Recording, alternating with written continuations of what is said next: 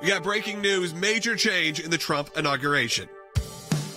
Keeping you informed and engaged, now more than ever. This is Seculo. We want to hear from you. Share and post your comments or call 1-800-684-3110. And now your host, Logan Seculo. Welcome to Seculo. We're going to be taking your calls today because we got a lot of breaking news at 1-800-684-3110. Will Haynes is joining me in studio. Harry Hutchinson's going to be joining us a little bit later. But there is some big breaking news. Obviously, this morning, you may have heard the update where the Supreme Court has said it is okay to go ahead with the ban on TikTok. I'd love to get your thoughts on that. Give us a call again, like I said, at 1-800-684-3110. And as people are tuning in right now on radio, on YouTube, on Rumble, on the Salem News Channel, I know a lot of you saw that headline, and that is that the Trump inauguration had a major change, and that was just, I don't know if it's been officially announced, but has been highly, not even speculated. Sources are saying the Trump inauguration will be moving indoors. Now, the primary reason for this, you may have expected, is because of very cold weather that is coming on Monday to Washington, D.C. However, you can also look into this and say this could be a very big sigh of relief for the Secret Service. Now, it is a bummer for a lot of people who are planning on making that trip. I know there are people in our own office doing that. There are people who are involved who really want to go see that moment, family members. But unfortunately, all reports are right now that the Trump-Vance swearing-in ceremony, traditionally, that takes place, will be moving inside, likely inside the Capitol. And that's where we're at. That's right. So clearly there hasn't been an official announcement, but every reporter in D.C. is getting the same information from sources, which means they're getting it out there now with a official announcement with what it will look like forthcoming. But we're seeing that because of what they're calling dangerously cold temperatures expected on Monday, that they are moving it inside. That means it'll be in the rotunda there at the Capitol. And when you look at the weather, this isn't typically, we're not giving you 10-day forecast here, but on Monday, it is a high of 24 degrees, a low of 9, expected to be around 22, 23 degrees around the time of the swearing in. People are obviously there for hours upon hours beforehand as they try to get their position in on the lawn. One of my friends that has a ticketed version says that he had to arrive at 5 a.m. Right. So, I mean, you're talking about a very cold even sun coming up. I'd love to hear your thoughts. I'm actually looking at the comments, and a lot of you are very happy about this and are really, mainly because of safety. Obviously, everyone was concerned when you've had multiple assassination attempts on a presidential candidate, what this looks like. And sadly, this is the state of America. I think this is something we could hopefully get away from soon. But right now, the safety and security of everyone is dealing with this. Now, I encourage you to give me a call because I want to know your thoughts at 1-800-684-3110. This also comes on just hours ago, the Supreme Court ruling that the ban on TikTok could go in place, could continue to happen, and that could happen as early as Monday. However, it looks like President Biden is going to kick it down the road, put a hold on this, and let the Trump administration figure out what to do. Now, there's a lot of thoughts. A lot of people are happy about this. A lot of people are sad. I'll tell you, I have a lot of mixed feelings. Here in our own office, you cannot use TikTok on our servers. That is for security reasons. So clearly, we know there is an issue there because we do not allow that on our servers. However, you also have an economy built on that for a lot of people. So I'm very concerned when you ever start censoring speech. Yes, the reason that they are trying to censor TikTok isn't really to do with the speech being homegrown in America or even the speech being controlled. It is where your data and your privacy is going, how they can be a part of that. Give us a call. I'd love to hear your thoughts because this one, I think there's a conservative libertarian point of view here that is a bit at odds. I'd love to hear your thoughts and on your thoughts on the swearing and moving indoors. We're also going to discuss a new ACLJ case that's really wild, and it involves another big tech company. So stay tuned to that. Give us a call, as I said, at 1-800-684-3110. We're facing some big challenges this year. We got a new administration taking office in just a few days, and we know we have to be ready. So the ACLJ, we're planning to defend liberty. I can't wait for you to hear this one. You're going to be shocked by this one coming up in just a few segments of really what's happening to the American people. 1-800-684-3110, but become an ACLJ champion right now at aclj.org/champions. High Court has just declined to stop a ban of TikTok, now set to take effect on Sunday. ByteDance is a foreign entity. It does not have First Amendment rights. Why would it? TikTok is the U.S. entity, but they've got to separate under this law. The app is owned by a Chinese company, and lawmakers on both sides of the aisle have said that it is a national security risk. Today's decision comes after the court heard arguments from TikTok against the law that essentially forces its parent company to sell its operations here. They heard arguments a week ago today. And they turned this decision around in 7 days, and had to based on the deadline that was coming up on Sunday. The justices said, look, we're not controlling the content of speech. We're just really focusing on the ownership of the company. That's a different type of matter. And the justices had some division on that point.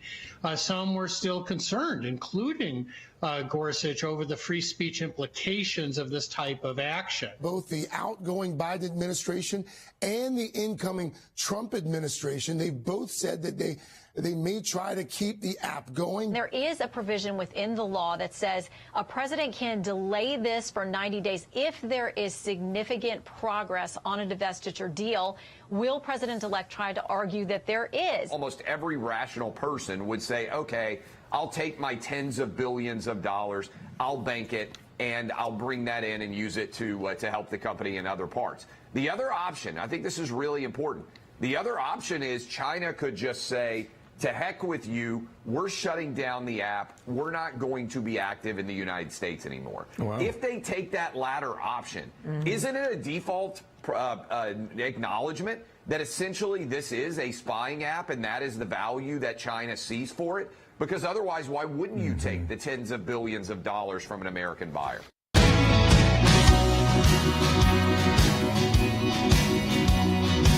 Welcome back to Secular. We are obviously covering kind of two big breaking news stories, the TikTok story, and President Trump just put out some sort of statement because of the cold, saying he doesn't want to see injuries, moving the inauguration inside. It could be a disappointment to a lot of people, but I see a lot of great comments coming in. People are actually happy that he's taking this step. But Rick Grenell is joining us at last second. Rick, I appreciate you calling in because you were pretty early on telling us about the issues that were coming out of TikTok years ago, what the concerns were, not necessarily calling for a ban on TikTok, but said, hey, if you're concerned about your privacy, don't have it on your phone. We don't allow it on our servers here at the ACLJ. Some of that was due to your advice. However, we're at this point now where the Supreme Court has ruled that they can ban it, but you have President Trump coming out and saying, you know what? And I think he's right in this, saying we need to figure out a way to move forward. Yeah, look, this is a difficult issue. And I think President Trump is going about it the right way.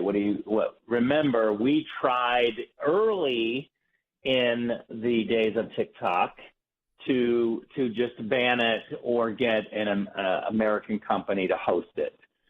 That was kind of the compromise. That didn't work. The court said, no, you can't ban it.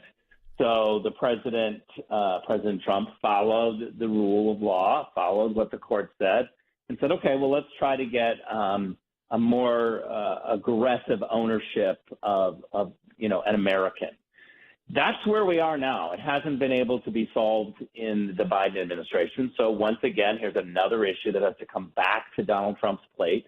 And we're going to have to make sure that we find an American firm to not only buy it, but to host it so that you can really mitigate as much as possible the information flow back to communist China. Remember, they don't allow the current version of TikTok that's available in the United States. The Chinese don't allow that version in China. Right.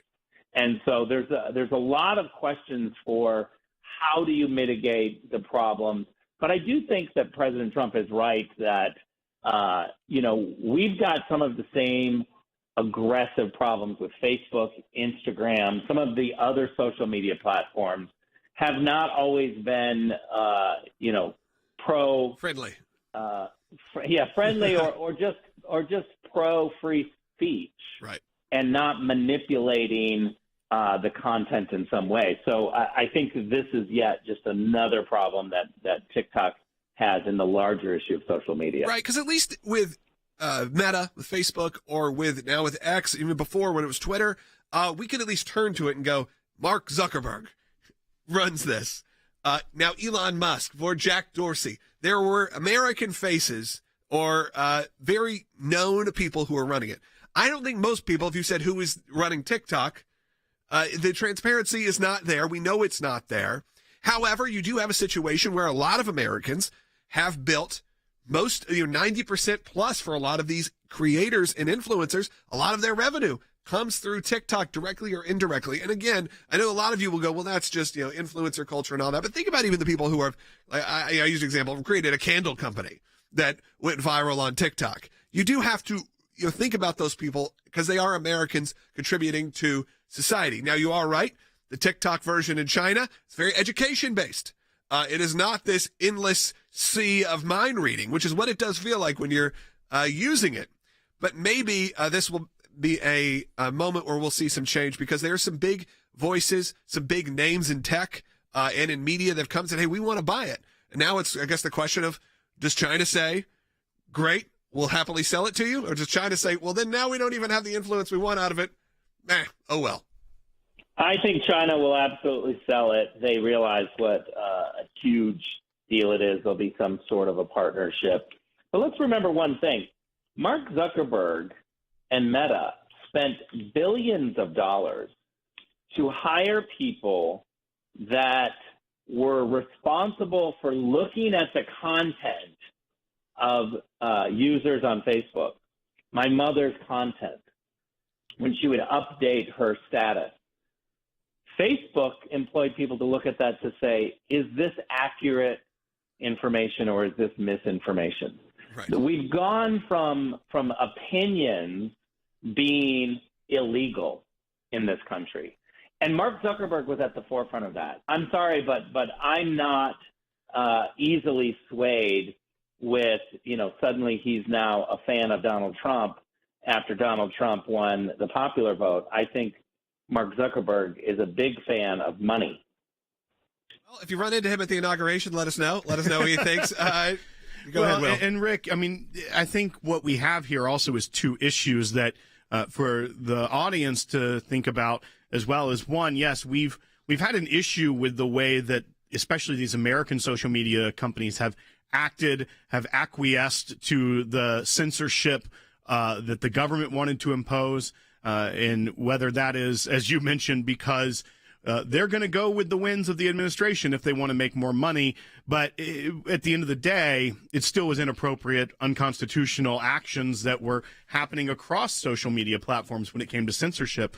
But then you also have to look at the TikTok issue, which on its face has a lot of the same issues with data privacy, the ability to look across your device at other things and garner information that way, which our American companies are doing too.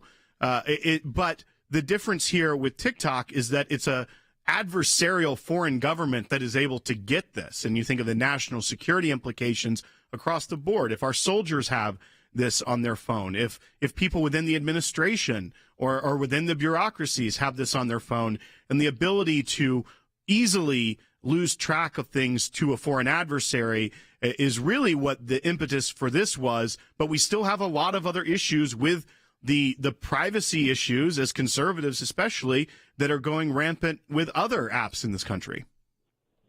Well, when I was in high school, I remember thinking, I'm never going to be that old stuffy person that says, get off my lawn or turn down that music.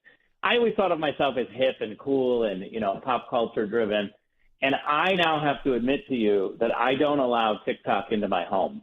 After being the DNI and seeing how the Chinese operate, I'm not very popular with my friends' kids or my nephews and nieces because I don't want that product in my home. And so I ask people who come in, I'm that stick in the mud.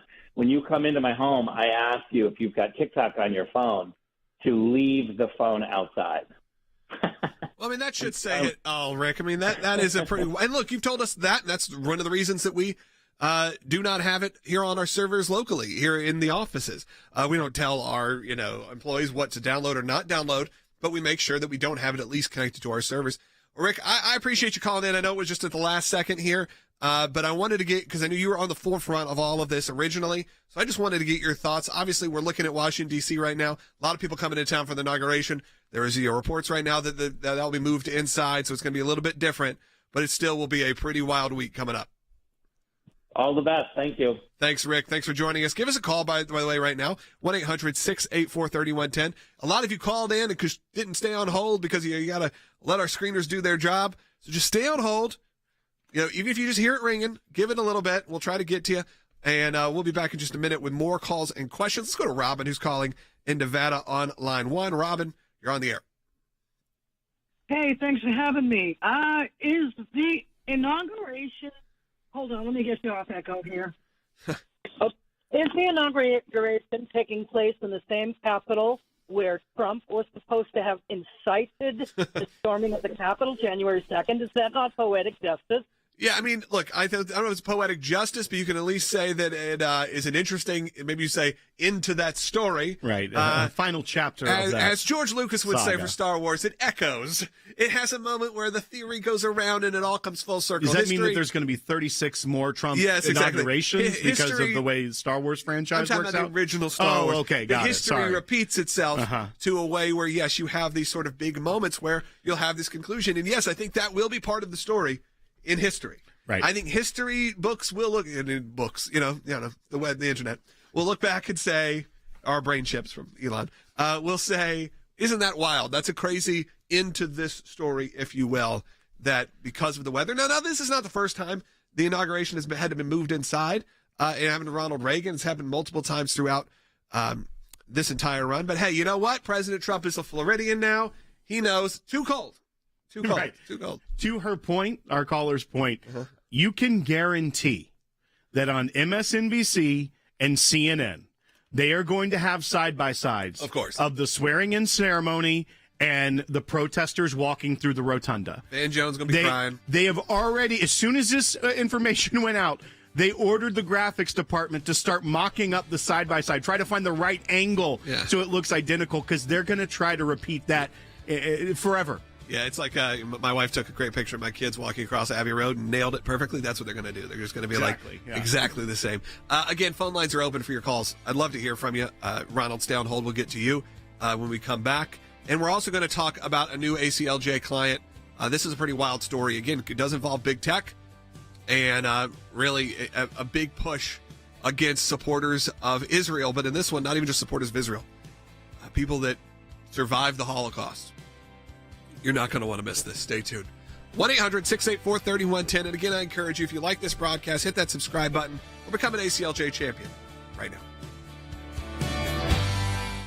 The ACLJ, remember, has been working with this hospital with these nurses. Started with one, and more additional medical staff there added on. And we sent a demand letter. It was a hospital that got bought by a bigger company.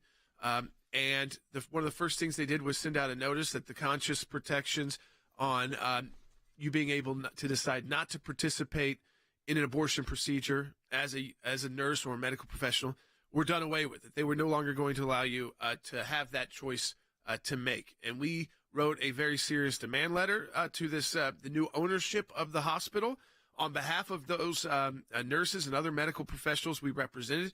And the day after Christmas, victory for life and victory for conscience protections. We sent the letter, and many times the letter doesn't resolve this. We have to go through and use federal law to fight in court when the hospital or the healthcare provider doesn't listen as they should to what the law is. But we got a great victory for this client that our demand letter was sent, and since then our client was granted full accommodation, no exceptions.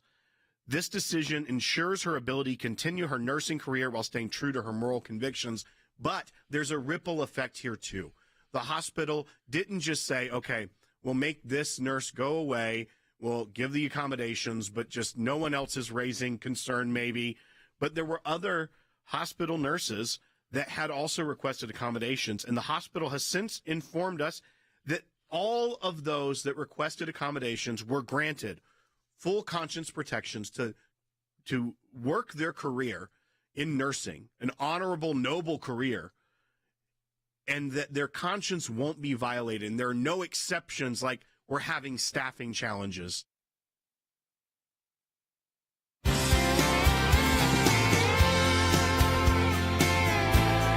Welcome back to Seculo. Again, we're going to take your calls. Stay on hold if you're listening right now. Just give us a minute to get screened through these. We did want to, again, bring up the breaking news that President Trump's second inauguration will be now inside the United States Capitol Rotunda. He put out a statement. It was used, obviously, by Ronald Reagan in 1985, who had his ceremonial inauguration, fun fact, at Walt Disney World at Epcot.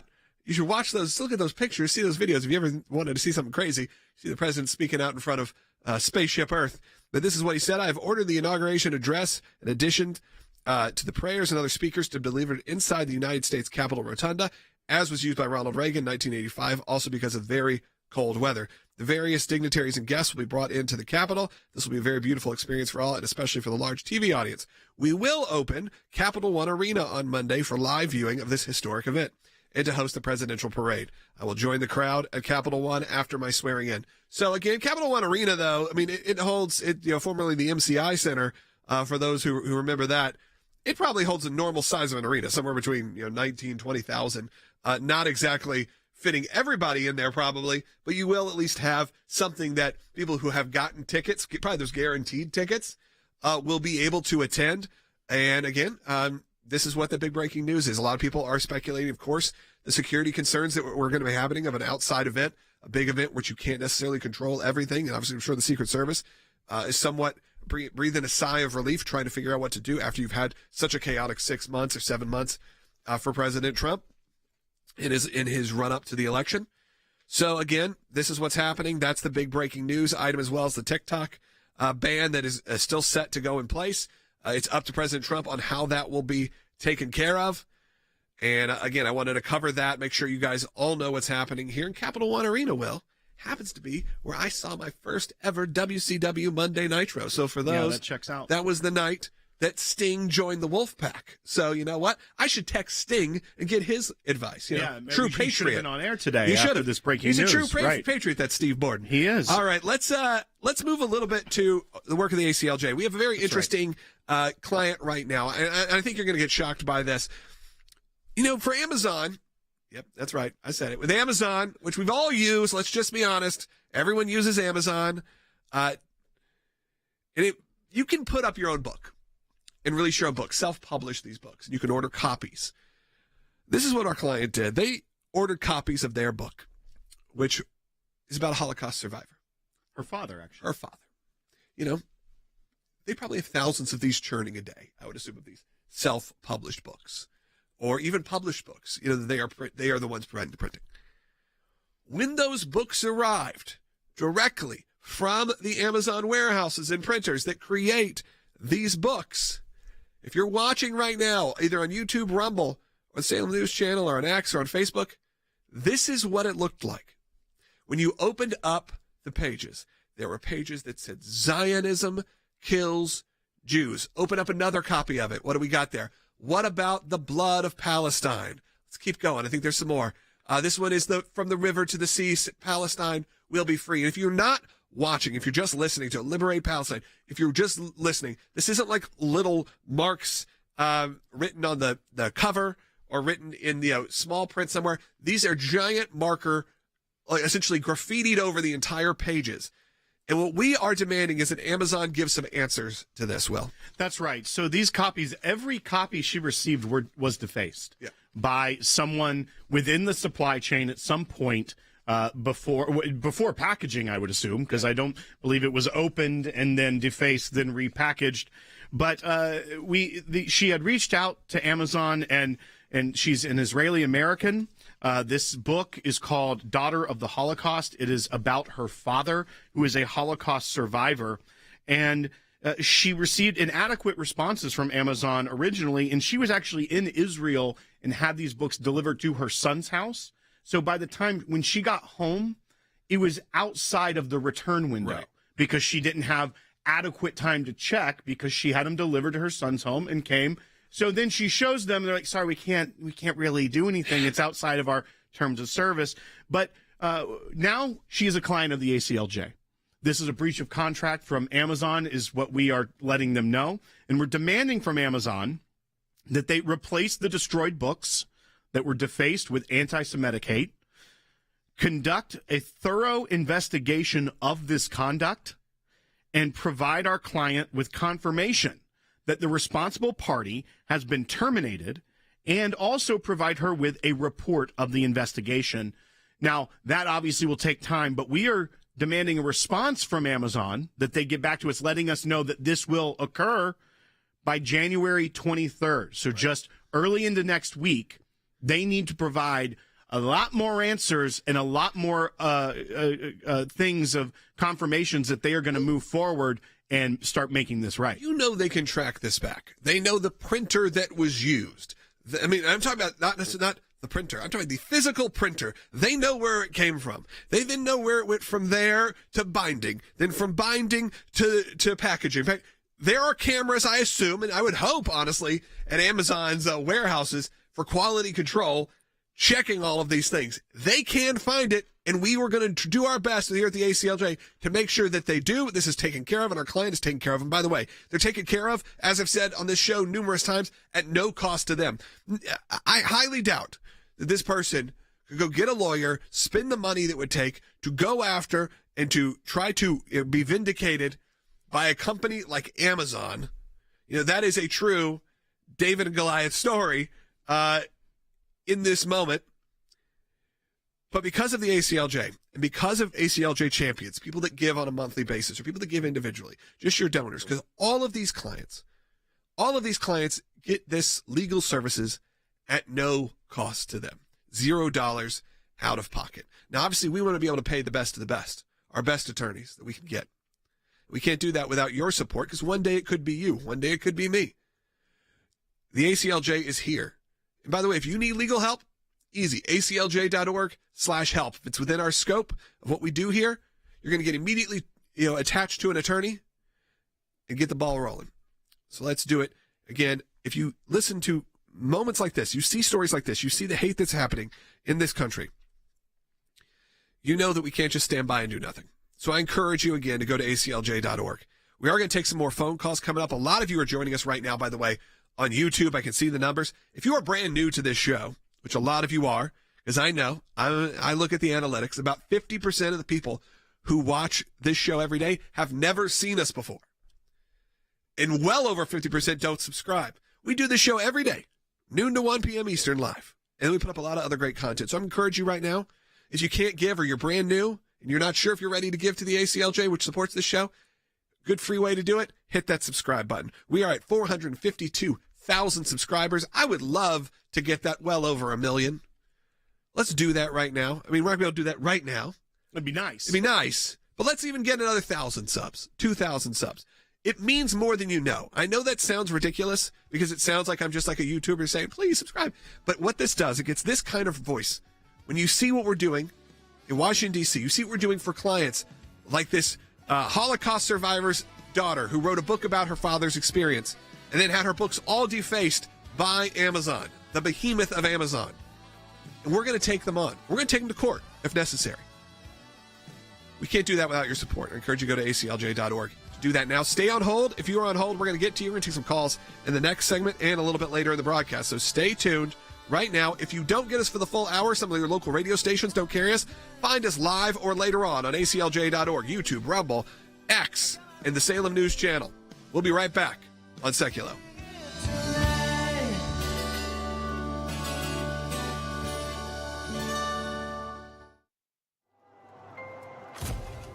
Some people think champions are born, that it's a title that requires something only a handful can ever possess.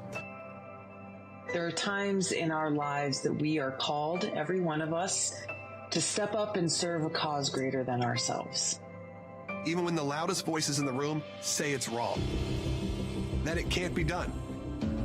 It can be a difficult stand, but it's one any of us can make, including you. You can be the change. You can make that difference. You can be a champion. We cannot do what we do without you. By becoming a monthly donor, you can become a champion of life. A champion of liberty, a champion of freedom. Please join us. Become an ACLJ champion today.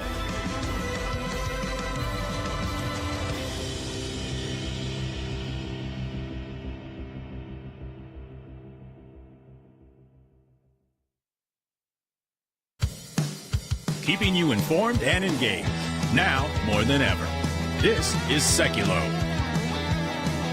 And now your host, Logan Seculo. Welcome back to Seculo. We're going to be taking your calls in this segment and later on in the broadcast. Again, the breaking news that's out of Washington, D.C. is President Trump's inauguration has been announced to be moved indoors. There will be a viewing party at the Capital One Arena where the Washington Wizards play, the Washington Capitals. So there'll be a place for, if you want to say, the regular people, the fans, if you will, of President Trump, the supporters, people that are coming in from all over the country to watch this in a air-conditioned, heated environment because it is just so cold. And obviously there's a sigh of relief in terms of the security nature that could, security risks that could happen from such a big outdoor event, especially just a few months after multiple assassination attempts. So let's just be a little bit grateful. I see some of the comments coming in saying that, so I really do appreciate that. Give us a call, 1-800-684-3110. We're going to take some calls, and I'll open up some lines. Let's go ahead first. Let's go to Joseph, who's calling in Rhode Island on line 3, who is watching on one of our new homes, the Salem News Channel, which is available as a 24-hour news network. A lot of other great hosts, and we're on it live now from noon to 1 p.m. Eastern. Joseph, go ahead. Yes, Logan. I am relieved that it's being moved inside, not just for his safety, but he is elderly. And if he caught pneumonia, I know because my grandmother died from pneumonia, But I'm surprised that they didn't think of having it at Mar-a-Lago, with the big golf course, you could have fit everybody. But that's what I wanted to say. Thank you, Joseph, Logan. I think there's a lot of people that feel similarly, not necessarily because of age, but because of health. And even said, I don't want anyone to get injured. Because obviously it's an icy area, a lot of places to slip and fall. And then you have the obvious health risk of being out in below freezing temperatures.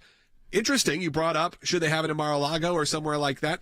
The ceremony will definitely be taking place inside the Capitol Rotunda, as it should be. But if you look back to 1985, as I mentioned earlier, President Reagan had his second inauguration celebration, because they had to move it inside, at Epcot at Walt Disney World. So, I don't know if Walt Disney World's still up for hosting an inauguration. A little bit different times when the Walt Disney Corporation. Ronald Reagan helped open Disneyland and was friends with Walt Disney, a true patriot, Walt Disney. But there are things like that can happen. I wouldn't be surprised if you saw some form of celebration tour that happens from President Trump that feels to be kind of on track for him. But, of course, we want him to get in there first and just get this country safe and sound again. And that's what we're hoping for.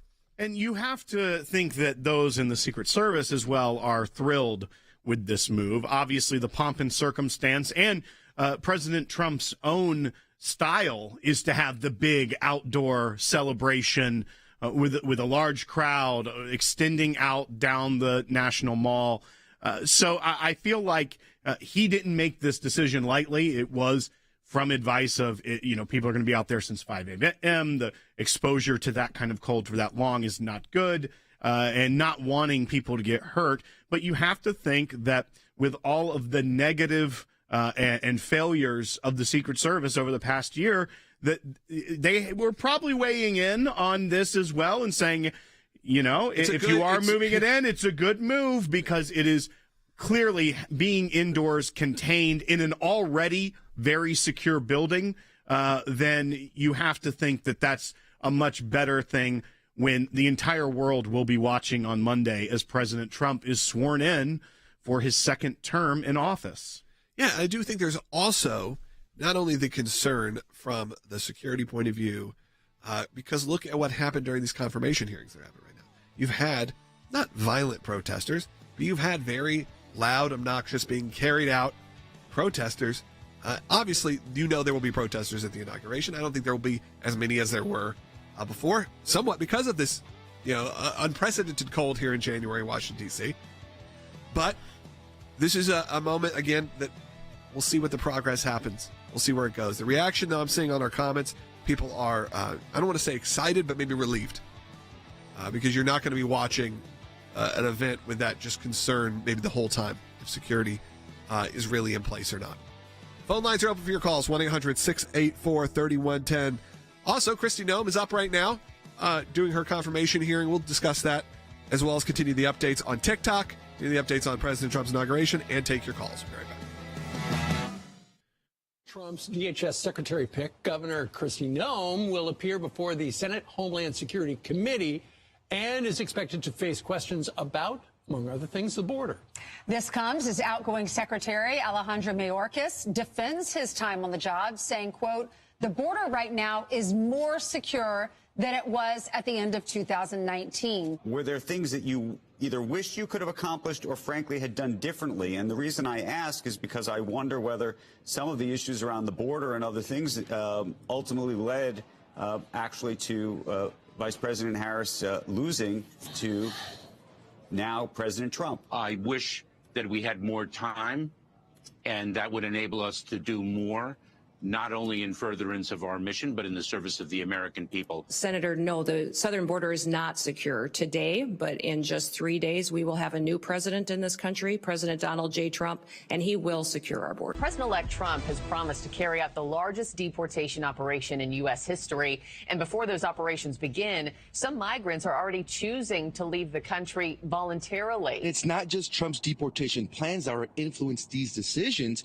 Vasquez says it's also that Mexico is now open to accepting non-Mexican deportees. Mexico's move would impact Cuban and Venezuelan migrants the most, since those countries typically do not accept deportation flights from the U.S., but may from Mexico. We know we got 3,500% increase in people on the terrorist watch list being apprehended at our border. So yeah, I think we need to shut the border down. We need to get control of the border.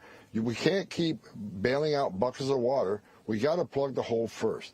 So let us plug the hole and we start bailing out water, but we got to secure that border. Secure borders saves lives and it protects our national security. You can't have strong national security if you don't have border security. We got to know who's coming in, what's coming in, where it's coming in, and why it's coming in.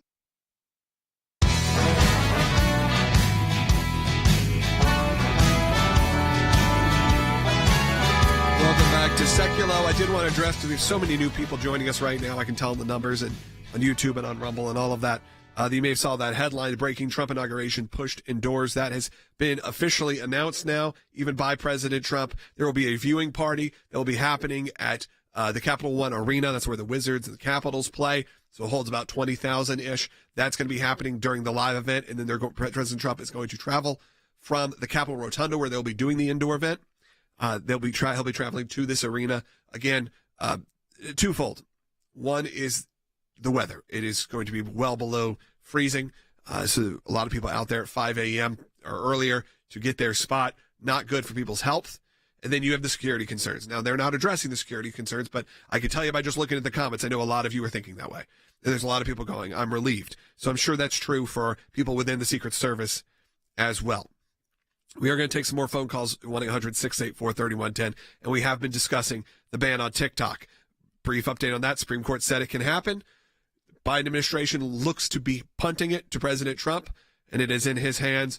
He hopes to have a new seller that can get that done, a new American buyer who will buy TikTok and have more transparency and less information going to the Chinese government.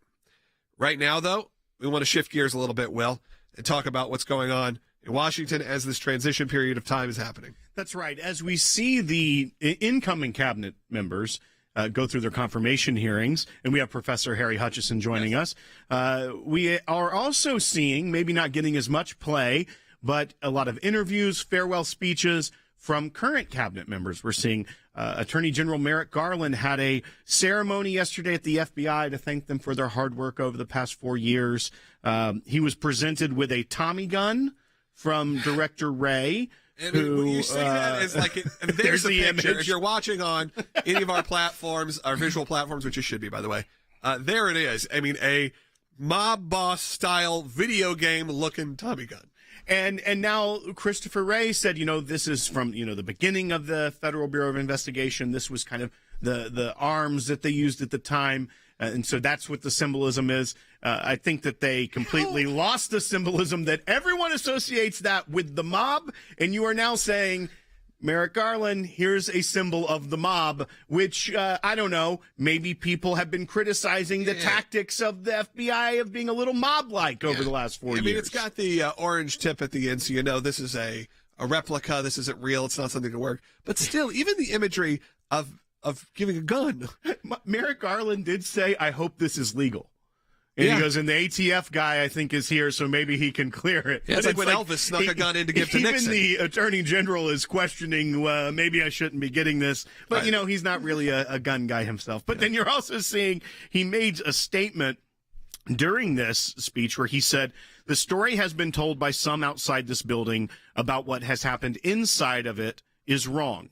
You have worked to pursue justice, not politics. That is the truth, and nothing can change it.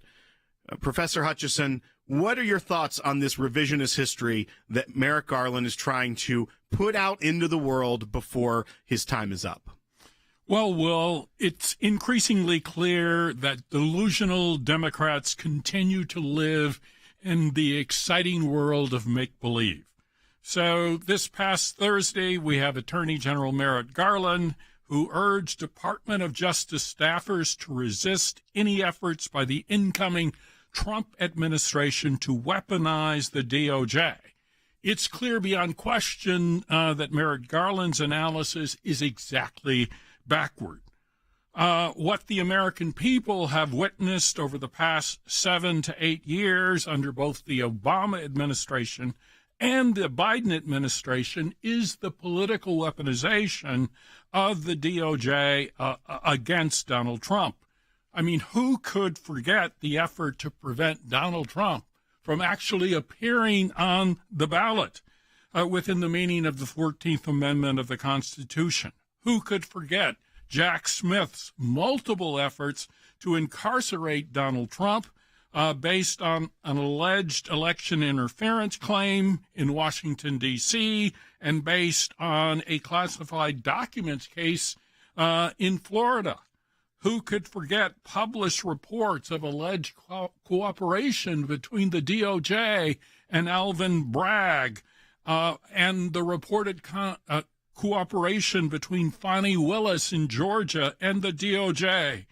And who could forget the January 6th House Committee and Liz Cheney preening before the cameras, the Russia collusion investigation, Crossfire Hurricane, you name it.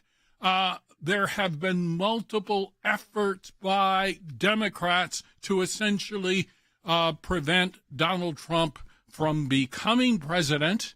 And then once he became president in 2016, multiple efforts to prevent him from acting effectively, including 2 impeachment cases.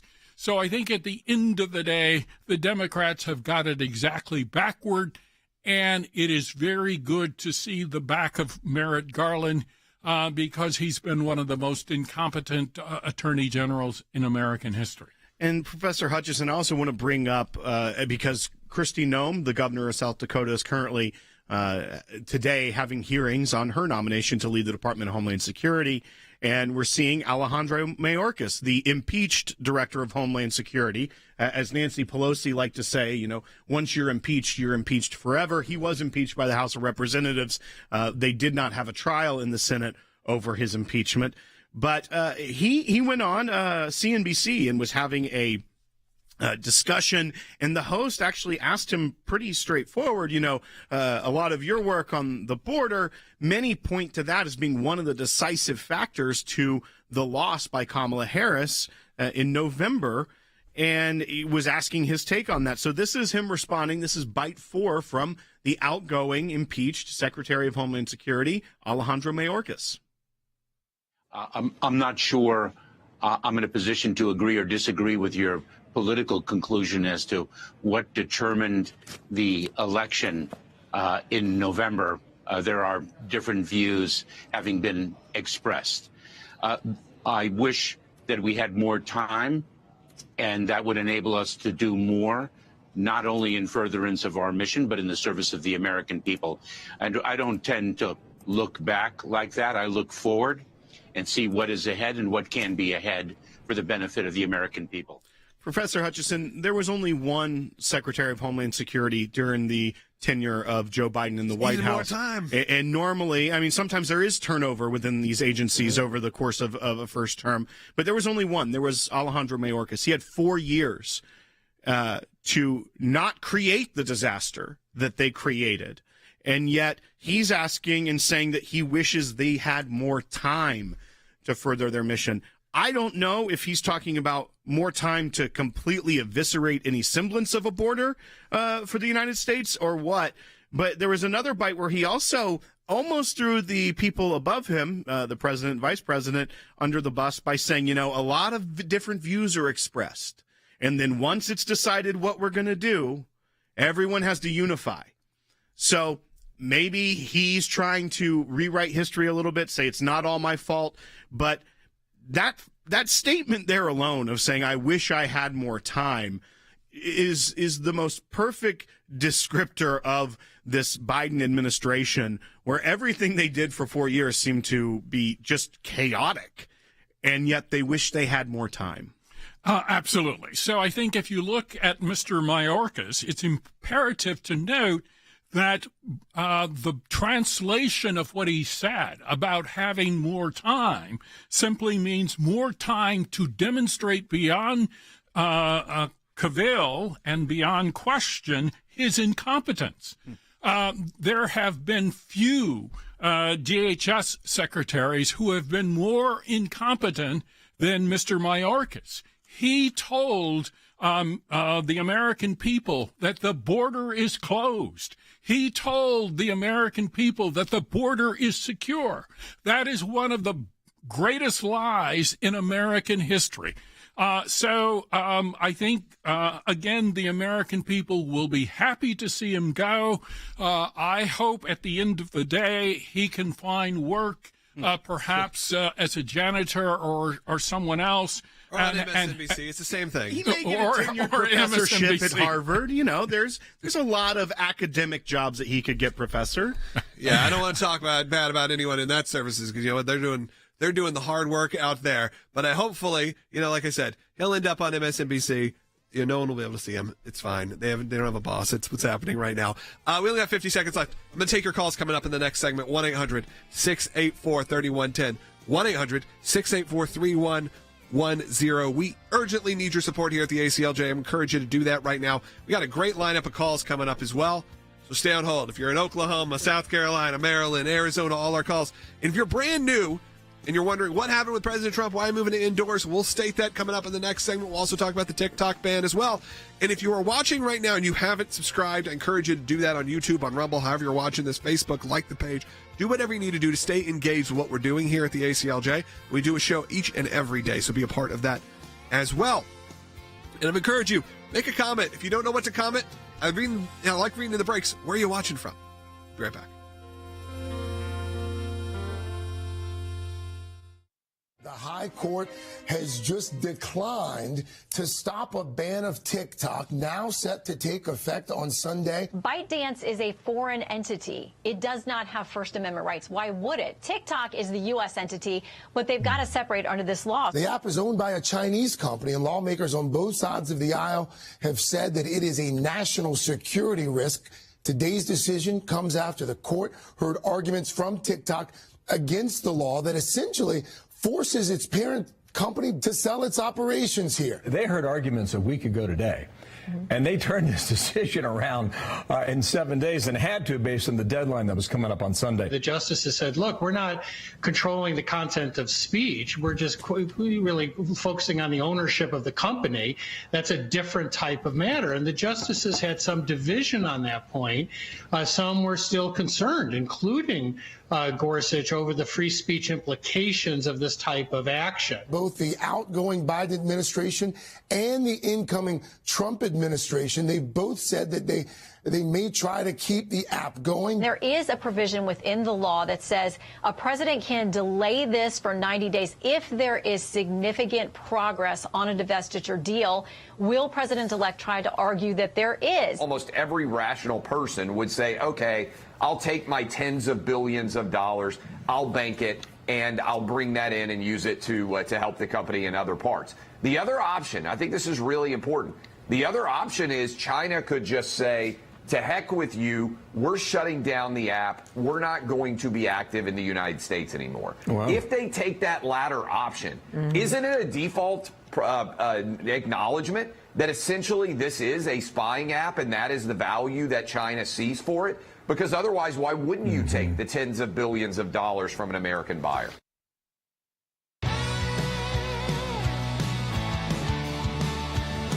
Welcome back to Seculo. I love hearing from the most important voice in the room. Of course, that's you, our callers. Phone lines are open at 1-800-684-3110. As we clear through these, there'll be more availability. So do that now or start getting on hold. But we got a lot to go through. Let's go to Lori, who's calling. You've been on hold for a long time, Lori. A lot of you have, so stay on hold. Lori in Arizona watching on YouTube.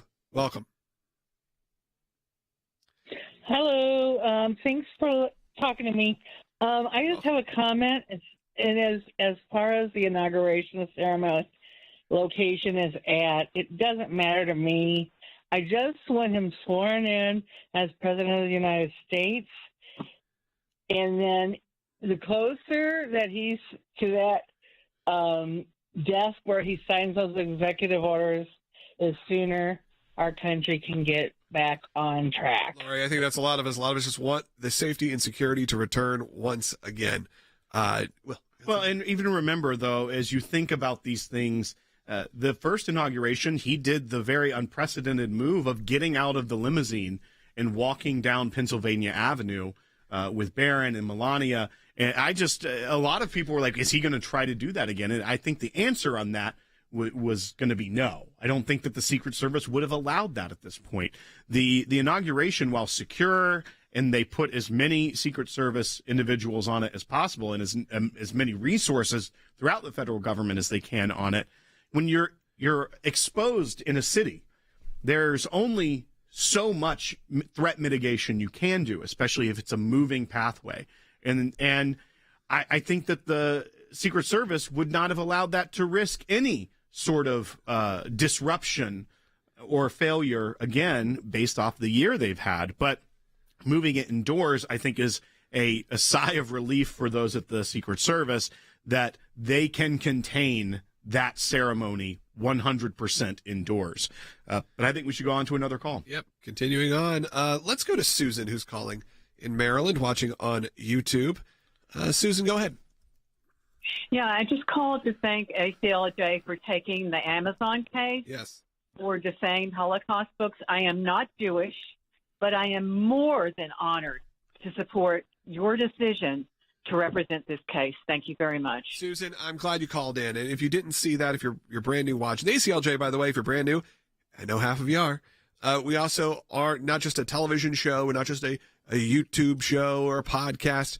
We are also a law firm, public interest law firm, where if you need us, and at no cost, we will represent you. And what she was referring to is a case that we now have, or a client that we now have, it could turn into a case, where the person had created a book, which you can do, and uploaded it to Amazon and ordered it from Amazon to be delivered.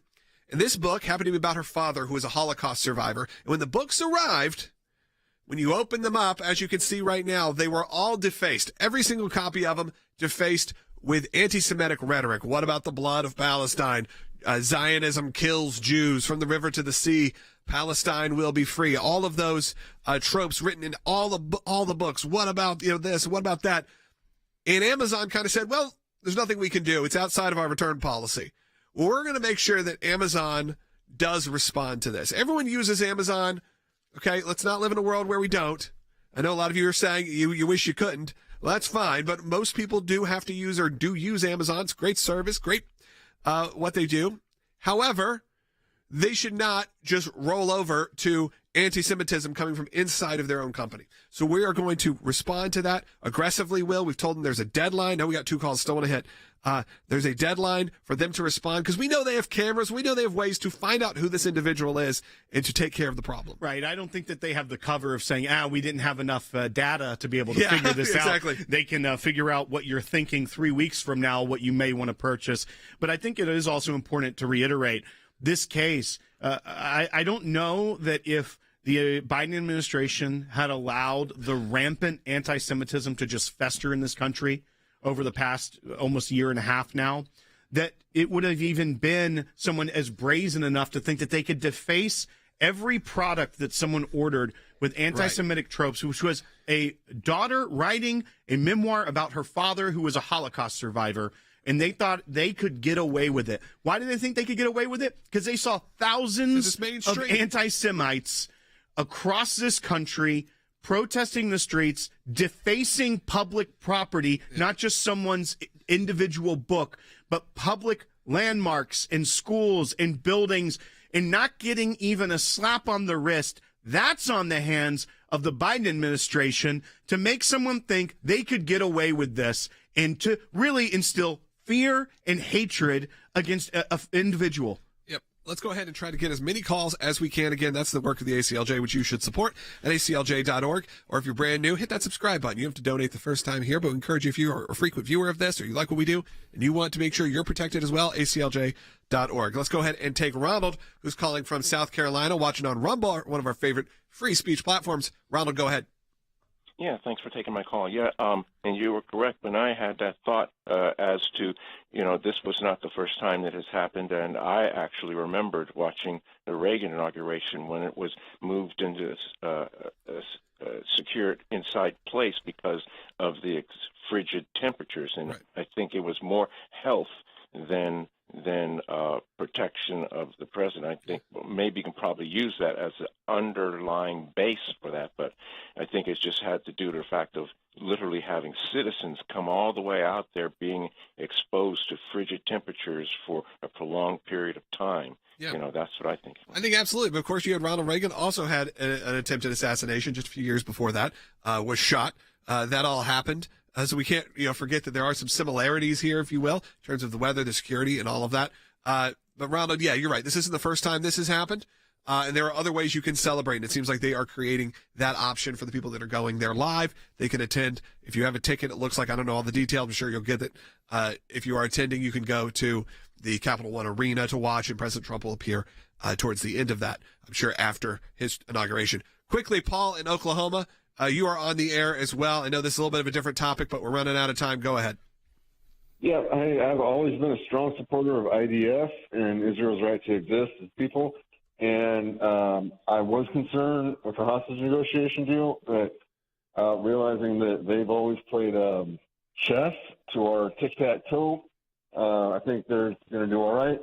And if they fail, well, God's going to have platform to demonstrate his saving hand to all the nations. Yeah, Paul, I think that's true for a lot of people. We have to see what comes out of this. And there was a slight delay in the moving forward of that deal. The War Cabinet did sign off on it today, and then it went to a vote for the full cabinet for them to move forward with this hostage deal. And as you can go back and watch yesterday's show or the day before, we even say this may not be the best deal on paper, but it's the deal that can be made now. It's the deal that can save lives. It's the deal that can be saved lives. And we know that also there is a president in the White House that will support Israel going forward if they want to wipe out Hamas, as we believe they should. Right. We are seeing echoes of Ronald Reagan multiple times throughout this week, and whether that's the inauguration or whether that is the situation at hand in the Middle East. I want to encourage you and tell you to really consider supporting the work of the ACLJ and consider becoming an ACLJ champion. That's someone that gives on a monthly recurring basis. Set it and forget it. Of course, you can cancel at any time. Donations are tax deductible.